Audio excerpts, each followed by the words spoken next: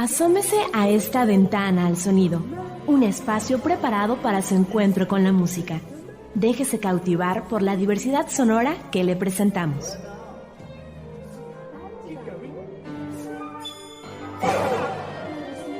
Un programa de la Licenciatura en Música de la Universidad Autónoma de Aguascalientes. Comenzamos. Muy buenos días, queridos radioescuchas. Bienvenidos a Ventana al Sonido, un programa preparado por alumnos y profesores del Departamento de Música de la Universidad Autónoma de Aguascalientes. En esta ocasión les habla su servidor, el profesor Marco Pruneda, y bueno, el día de hoy me acompañan 4 alumnos del tercer semestre de la licenciatura en música, a quienes me da muchísimo gusto de presentar. Asenet Domínguez, ¿cómo estás? Hola, muy bien, muy feliz de estar aquí. Eso, Asenet estudia violín dentro de la licenciatura, ¿verdad? Así es. Y bueno, y da la casualidad que los otros 3 alumnos que nos acompañan el día de hoy estudian la carrera en canto, ¿cierto, muchachos? Sí, así es. Sergio Naranjo, ¿cómo estás? ¿Qué tal? Muy buenos días. Pues muy agradecido por esta oportunidad que nos da este espacio, ¿verdad? De poder compartir con ustedes algo acerca de lo que hacemos en la licenciatura en música, y pues muy contento por compartir hoy con ustedes. Grecia Ortiz, gracias por acompañarnos, bienvenida. Hola, ¿qué tal? Y bueno, finalmente también doy la bienvenida a Isabel Ramírez. Isa, ¿qué tal? Hola, ¿qué tal? Buenos días, pues muy agradecida de estar aquí, agradeciendo la invitación a este programa de Ventana al Sonido. Isa, platícanos sobre qué trata el tema del día de hoy. Claro que sí, pues este tema es un tema que estuvimos investigando ya por un tiempo en esa materia de historia del barroco. Es pues acerca del barroco novohispano.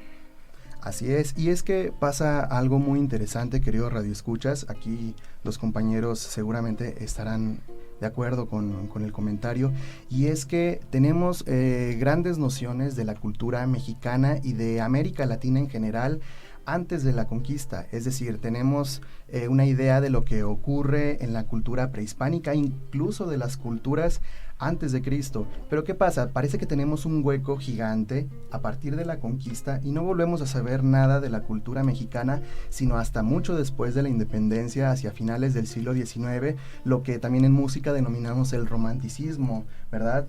Algunos compositores... Como Juventino Rosas. Exacto. Ricardo Castro. Manuel M. Ponce también. Exactamente.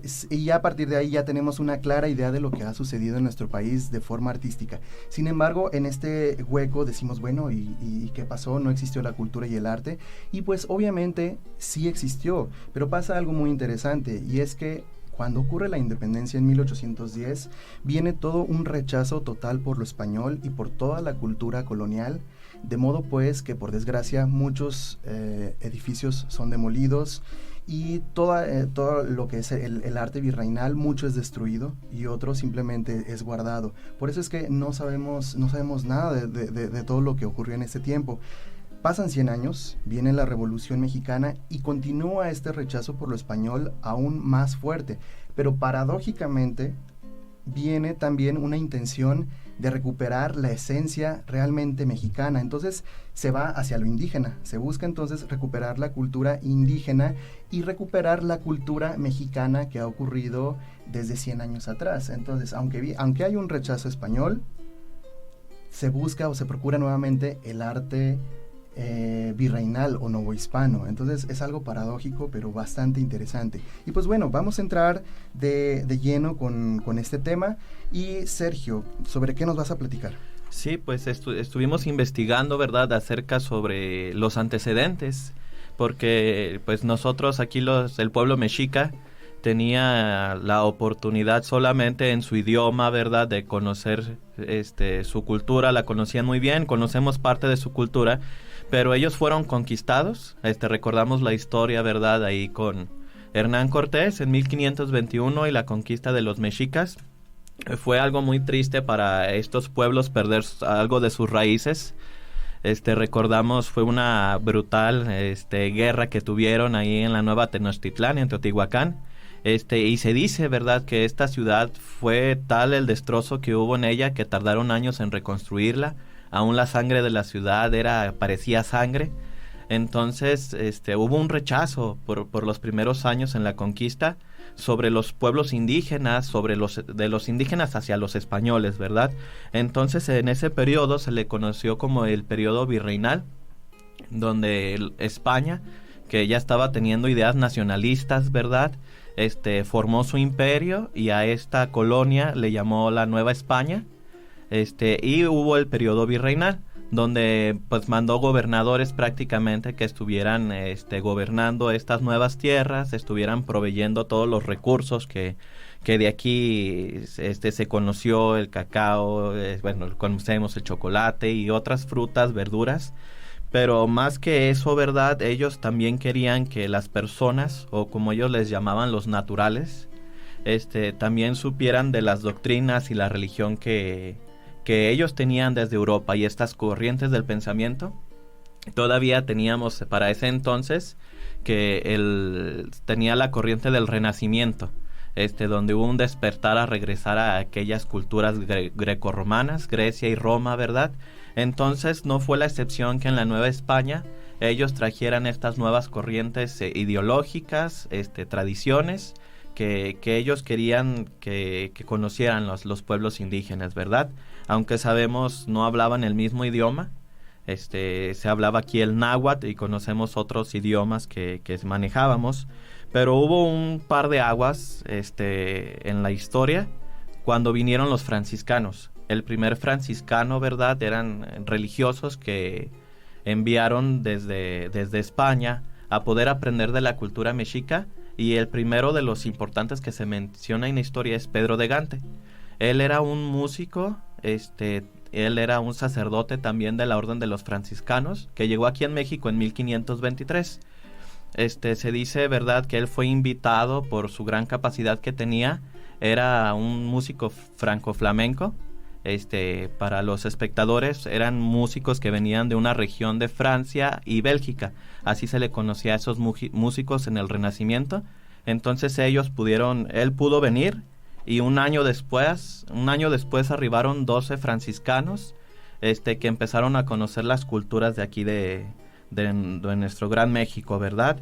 Entonces Pedro de Gante se dice que por la destrucción de la ciudad que había todavía, tuvo que ir a Texcoco, y en Texcoco hizo una escuela que se llamó San José de los Naturales, donde él les empezó a enseñar a escribir, a leer el idioma. También empezaron a enseñar solo a los nobles un poco, pero él vio la necesidad de aprender su idioma. Entonces los franciscanos aprendieron a hablar náhuatl. Y Pedro de Gante fue el primero que les empezó a enseñar de la música, ¿verdad? Estamos estudiando música y fue lo que estábamos viendo sobre esto. Y muy interesante, en un libro de Lourdes Turrent, que es una doctora en la Universidad Autónoma de México, hizo un libro que se llama La Conquista Musical de México, donde ella habla sobre Pedro de Gante y todo lo que él hizo aquí en México, ¿verdad?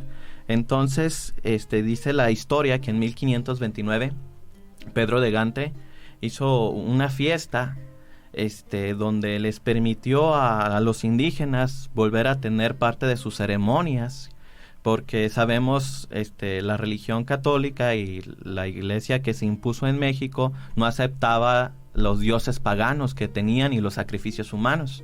Entonces, en 1529, en la Navidad, Pedro de Gante les permitió tener otra vez la oportunidad de tener danzas en sus ceremonias, pero les empezaron a enseñar cantos de la iglesia, ¿verdad?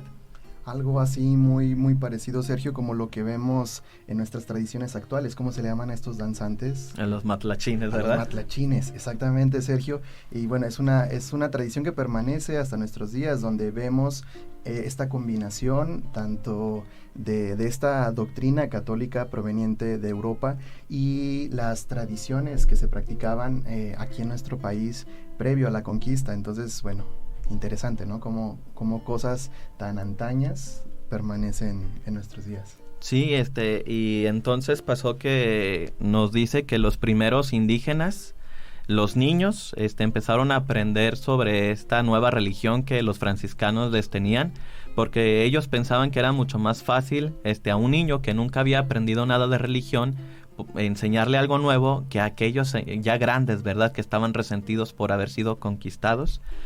Y algo que ocurrió fue que les interesó tanto saber de la música que los españoles traían, que ellos veían los instrumentos que trajeron los españoles para sus ceremonias litúrgicas, y ellos los copiaron a la perfección solamente por haberlos visto.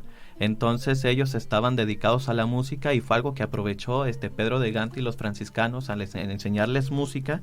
Empezó en la escuela a ver los primeros frutos, ¿verdad?, de lo que él estaba haciendo, y es que se les enseñaba a los niños de los nobles desde los 6 años o los 7 años hasta los 13 aproximadamente sobre leer, sobre escribir, y no solamente eso, sino también música.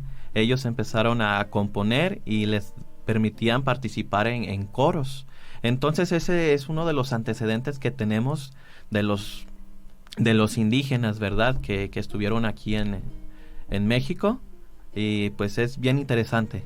Súper interesante, Sergio. Y algo que mencionas es que los mismos nativos de aquí de nuestro país, interesados también por aprender la cultura musical y también la práctica de instrumentos, fue bien interesante incluso cómo aquí en América nacieron algunos instrumentos que como tal no existían en Europa, ¿no? Como es el caso del, el órgano.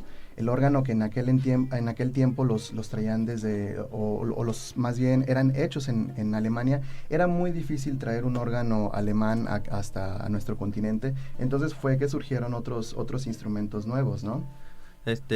Vinieron las flautas. Uh-huh. Tenemos otro instrumento de teclado que es la marimba. Ajá, típica de la región de Guatemala. Y sí, es verdaderamente interesante, y aunque estamos ahorita adentrados en los antecedentes que propiamente marcaron el Renacimiento, es importante citarlos para poder dar paso entonces ahora sí a lo que denominamos la época del Barroco, que en Europa más o menos ¿hacia qué años damos comienzo con el Barroco?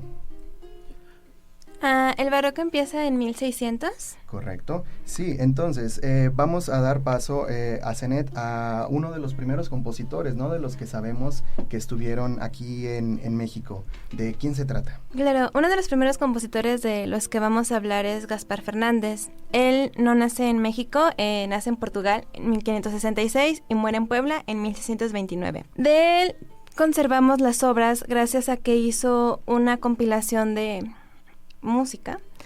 Se llama El Cancionero Musical y son 300 obras compuestas entre 1606 y 1609 en 3 idiomas. Está en portugués, en náhuatl y en castellano de la época. Impresionante, ¿no? 300 obras. Seguramente Gaspar Fernández debió haber hecho muchas más. Pero qué bueno que conservamos unas partituras tan viejas en un archivo musical. Imagínense una partitura de 1605, querido radioescuchas, pues de más de 300 años, conservar un papel con música escrita es algo realmente maravilloso, y más aquí en México, donde desgraciadamente hemos sido víctima de tantas guerras, de tanta destrucción, saqueos, etcétera, recordar la guerra cristera y en fin, muchos acontecimientos que desgraciadamente han promovido la destrucción de nuestras reliquias. Y ¿qué más sabemos sobre Gaspar Fernández? Claro, cancionero se encuentra en la Catedral de Oaxaca, y la mayoría de las obras que en él se encuentran son villancicos. Uno de los villancicos que están ahí, en realidad es un motete considerado villancico. Es de los primeros en náhuatl. Se llama Chicochi con Etzintle, que la traducción en español es Duerme mi niño. Y es lo que vamos a escuchar a continuación, ¿no? Claro. El compositor es Gaspar Fernández. En esta ocasión la vamos a escuchar interpretada por el Ensemble Temte, Ensemble Continua, dirigido por Jordi Sabal. Muy bien, queridos radioescuchas, los invitamos a que escuchen esta obra y que nos sigan acompañando al término de ella.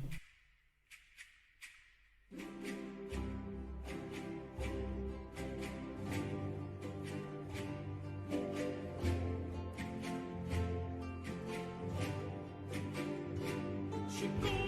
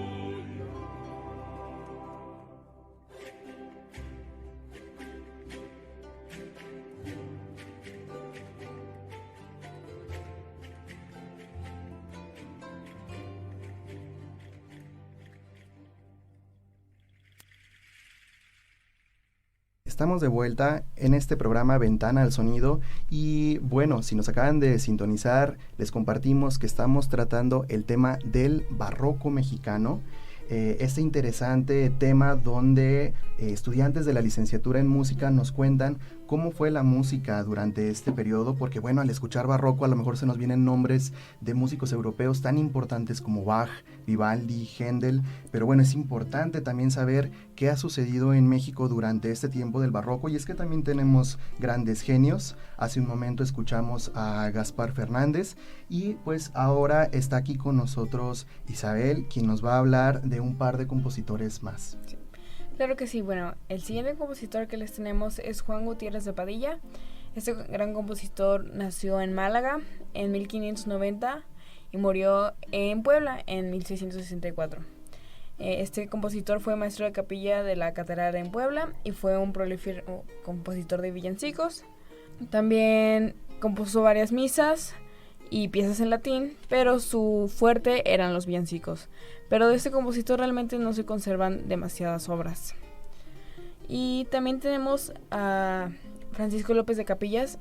Este compositor ya nació en territorio mexicano en el año de 1608 y falleció en 1674. Interesantísimo, ¿no? Este compositor, porque es el primer gran compositor mexicano, podríamos decir, de nuestra historia.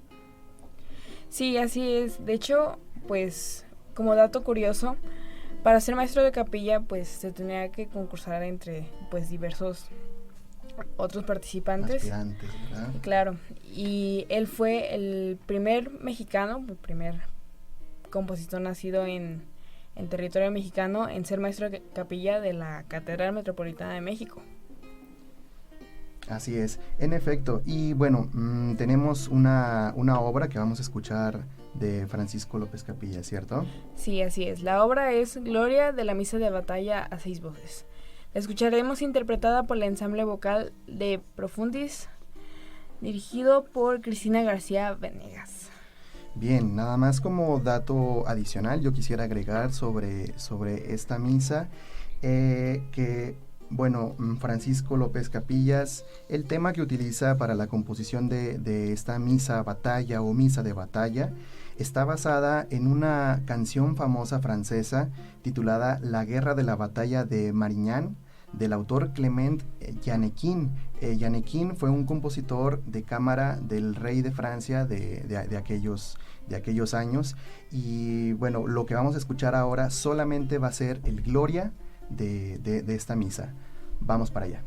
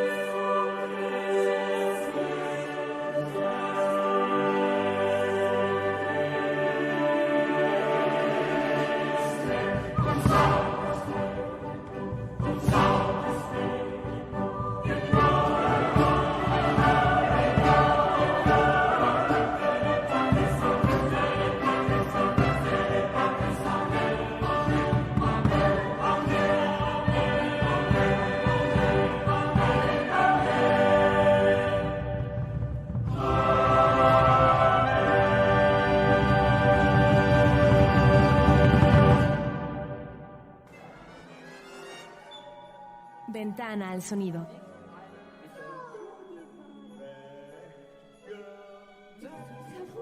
Un espacio preparado para su encuentro con la música.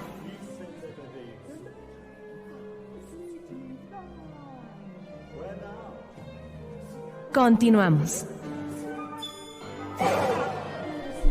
Queridos radioescuchas, estamos de vuelta en Ventana al Sonido. Muchas gracias por seguirnos acompañando. Recordarles que el día de hoy estamos hablando sobre el tema del barroco mexicano. Estamos compartiendo con todos ustedes y con los alumnos del tercer semestre de la licenciatura en música este apasionante tema, porque estamos platicando sobre el tipo de obras y compositores que hicieron música para esta época. En esta segunda parte de nuestro programa del día de hoy vamos a hablar quizás de los 3 compositores de los que más tenemos dato, obviamente por tratarse de los compositores más recientes, aunque estamos hablando de hace casi 300 años. Bueno, son los compositores, digamos, que tenemos un poquito más de datos al ser más recientes. El primero de ellos es Antonio de Salazar y, bueno, aquí Grecia nos va a platicar un poquito más al respecto.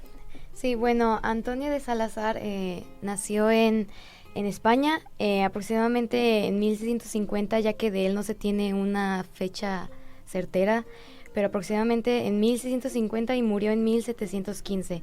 Él fue maestro de capilla en Puebla en 1679 y un año después ocupó el mismo puesto, pero en Ciudad de México.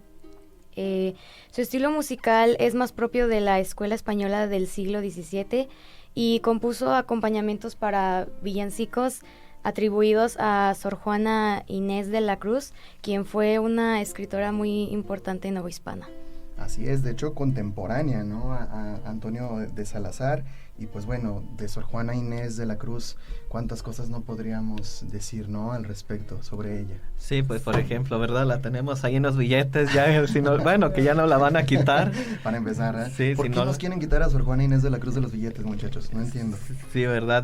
Queremos nosotros, bueno, sabemos en la historia de dignificar a la mujer, y Sor Juana Inés de la Cruz fue no solamente escritora, sino también pues compuso música, y eso no se sabe a veces, ¿verdad? Uh-huh. Claro, Sor Juana Inés de la Cruz en su multifacética vida fue una prolífera escritora de villancicos en náhuatl y en español. Sor Juana también tiene un tratado de caracol, actualmente está perdido y no se sabe de qué trata, o sea, no tenemos ningún registro de lo que contiene, pero conocemos de él por los registros que ha existido en las libretos. Bueno, quería comentar algo sobre Sor Juana Inés de la Cruz, pues toda una gran figura del barroco mexicano. Ahora sabemos que también parece que fue compositora, ¿verdad?, de ciertos villancicos, pero pues fue escritora, fue filósofa, y bueno, como decía Sergio, si buscamos resaltar la figura femenina, pues qué mejor ejemplo que Sor Juana Inés de la Cruz, posiblemente la primer figura femenina destacada, ¿no? Al menos de nuestro país. Bien, y algo también en alguna ocasión leímos sobre que compone un tratado de armonía, ¿no? Sor Juana Inés de la Cruz. Sí, el tratado de caracol. Perfecto. Y bueno, para nuestro para nuestros queridos radioescuchas, sería interesante platicarles un poquito sobre qué es esto de la armonía, o los músicos a qué nos referimos con la armonía. ¿Qué es la armonía, muchachos? Pues la armonía es el estudio sobre los acordes y cómo los utilizamos en la música. Exactamente, básicamente es eso, ¿no? Cómo manejamos los acordes, cómo se estructuran, porque bueno, sabemos que los acordes están presentes en la música, no solamente cuando escuchamos a un guitarrista o un pianista, que generalmente tocan acordes, cuando se juntan 3 o más cantantes o 3 instrumentos o más de cualquier tipo, se están generando acordes también. También nada más para mencionar, radio escuchas, ¿verdad? No habíamos mencionado de los villancicos. Era un estilo musical, ahorita lo conocemos, ¿verdad?, porque navideños, pero era un estilo musical que no era navideño, era un estilo musical que se usaba, todos lo usaban y era como un género más, ¿verdad? Así es. Sí, de hecho, el villancico en aquella época se cantaba en todas las estaciones del año, no solo en diciembre. Estaba destinado a un público pues más o menos cultivado, no tenías que ser muy conocedor del tema para poder entenderlos. Y en ellos los oyentes esperaban las novedades y las tendencias culturales. Y también cabe aclarar que fue el más prolífero. Hay muchísimos villancicos. Sí, en efecto, ahora cuando escuchamos el término villancico, inmediatamente creo que todos lo relacionamos a la Navidad. ¿verdad? Claro. Sí. Pero bueno, como dice Zenet, realmente no era un género propiamente que tratara de la Navidad, ¿no? Incluso la decadencia llegó por eso, porque se empezaron a utilizar solo en Navidad y ya. Sí, pero realmente el villancico podía abarcar cualquier otro tema, así que se podía presentar en cualquier época del año. Bien, ¿qué más tenemos acerca de Antonio de Salazar? Es todo. Bien, vamos entonces a escuchar uno de los villancicos compuestos por Antonio Salazar. ¿Cuál villancico vamos a escuchar? Sí, bueno, vamos a escuchar el villancico Vengan Corriendo, compuesto por Antonio de Salazar, interpretado por La Fontegara. Muy bien, entonces los invitamos a que escuchen este bonito villancico y los invitamos también a que nos sigan escuchando después de este espacio musical.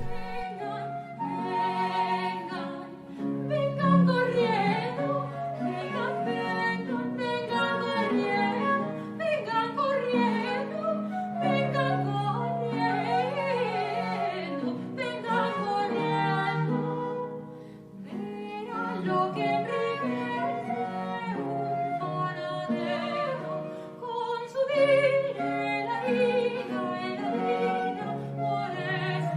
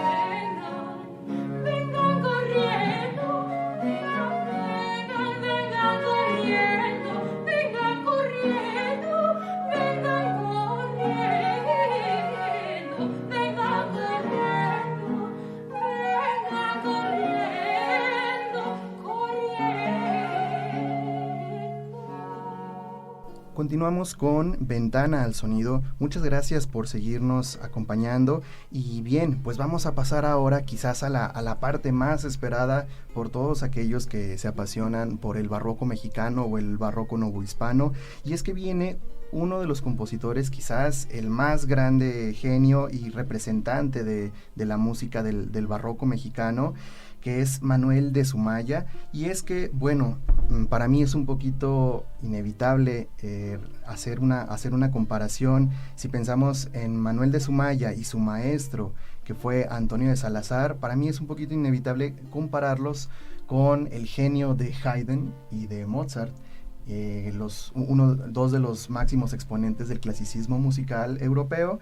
Y bueno, así como sabemos que Haydn fue el gran genio que expuso las bases de este estilo, tenemos a uno de sus alumnos más destacados, o el más destacado seguramente, Wolfgang Amadeus Mozart, quien desarrolla este estilo y le da su toque personal. Algo así pasa también quizás con Manuel de Sumaya en relación con su maestro Antonio de Salazar, y es que Manuel de Sumaya expone de una manera realmente magistral distintos géneros musicales que existían durante su época. Y pues bueno, vamos a escuchar un poquito más sobre él. Grecia, ¿qué nos puedes comentar? Bueno, pues él nació en 1678 en lo que hoy se conoce como Ciudad de México y murió en 1755. Pues él fue el representante más importante y famoso del barroco novohispano. Hizo aproximadamente 40 obras en latín, 70 en español y 3 están perdidas. Fue autor también de la segunda ópera en América y la primera en México. Bien, y pues cabe mencionar, además del gran genio que tiene o que tuvo Manuel de Sumaya, es que fue un compositor altamente prolífico, así como lo ha dicho Grecia ahora. Escribió de verdad muchísimas obras de distintos géneros de su tiempo. Bien, Asenet, ¿qué más nos vas a platicar sobre Manuel de Sumaya? Una de las obras importantes de Manuel de Sumaya es El Rodrigo. Fue escrita en 1709 y es un melodrama que puede ser considerado ópera. Pero no lo es, ¿verdad? No, realmente. Es un melodrama. ¿Cuál sería como la característica de un melodrama? ¿Cuál sería la diferencia de un melodrama y una ópera? En este caso, el melodrama. Bueno, el melodrama pues es meramente una obra de teatro musicalizada.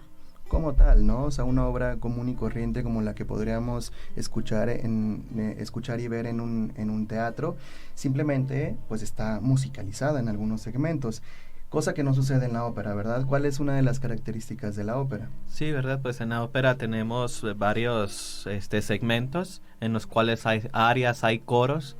Entonces un melodrama no tiene estas características. Un aria es una parte donde se toca la orquesta, ¿verdad? Toca la orquesta junto con cantantes solistas.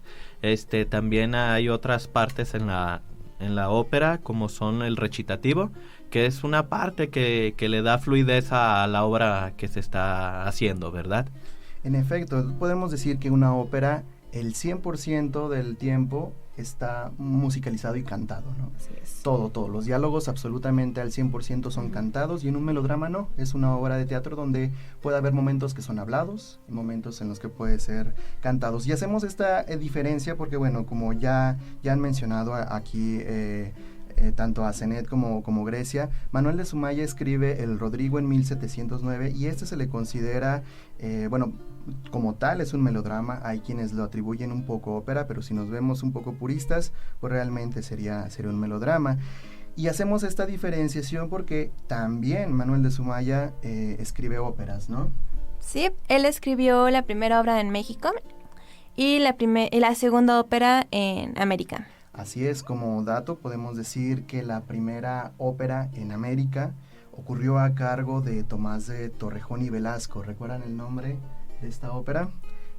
Es la Púrpura de la Rosa. Este compositor, que por cierto viene de España, pero él se instala en el Virreinato del Perú y compone esta obra gracias al encargo que le hace el virrey de ahí del Perú. Pero tenemos como segunda ópera en América esta que ya acaban de mencionar, Asenet, que además es la primera en México. Sí, el libreto está ahorita actualmente en la Biblioteca Nacional. Lamentablemente la música está perdida. Y fue un encargo por don Fernando de Alencastre, fue el 35º virrey de Nueva España. Y fue dedicada a Felipe V. Que fue el rey de España, El rey de España. En turno. Ajá.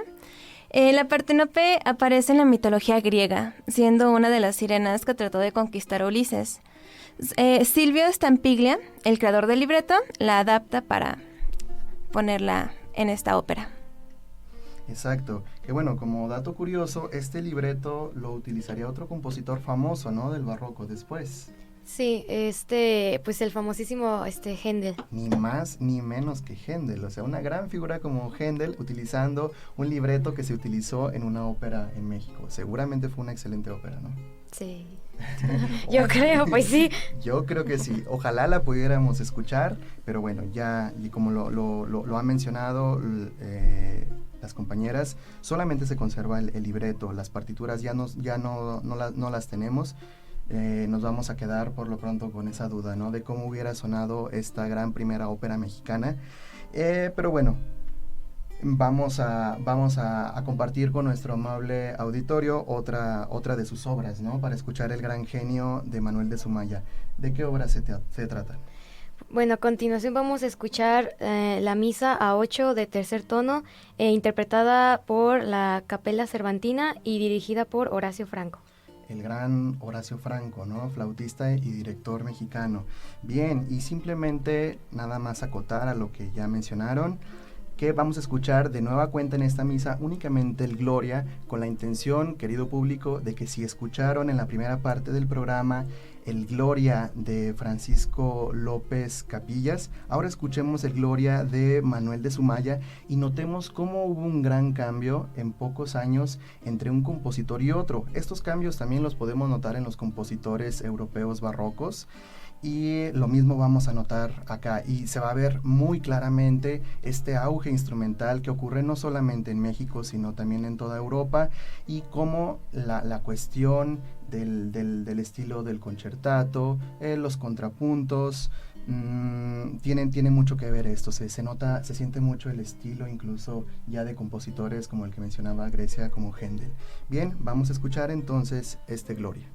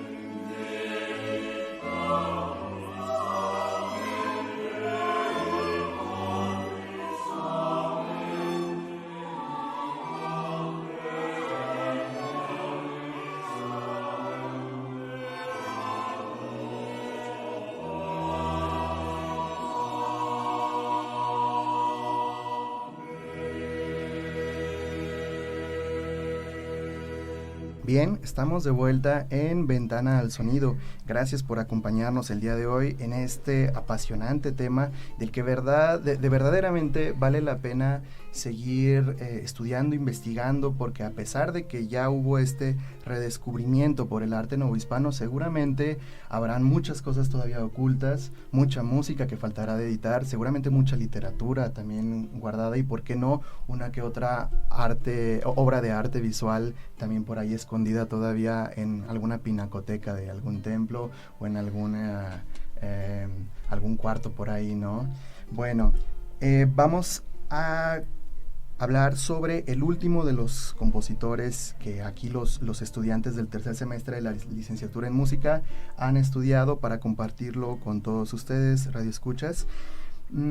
Este último compositor, Ignacio de Jerusalén y Estela, es otro de los grandes compositores del barroco mexicano y del que todavía realmente se sabe poco, ya que pues ha sido recientemente descubierto, ¿no, Isa?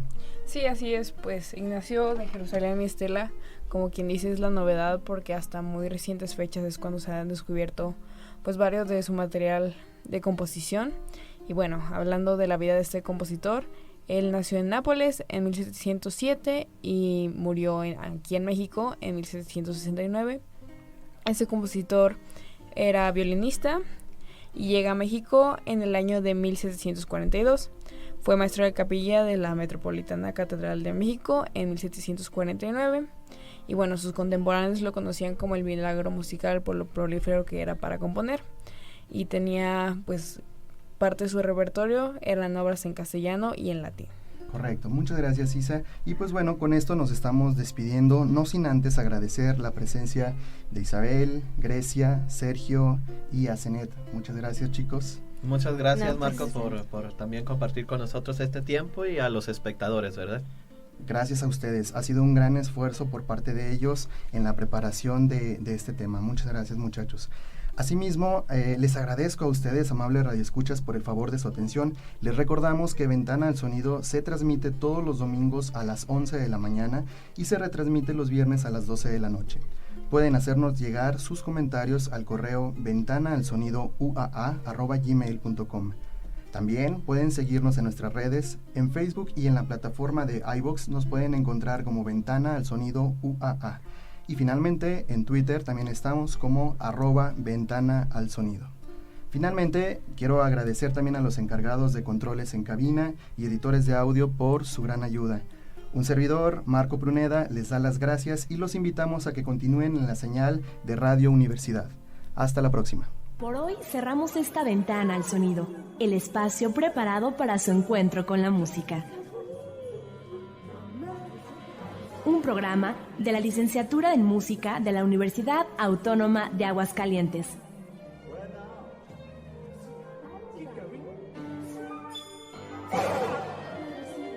Los esperamos en nuestra próxima emisión.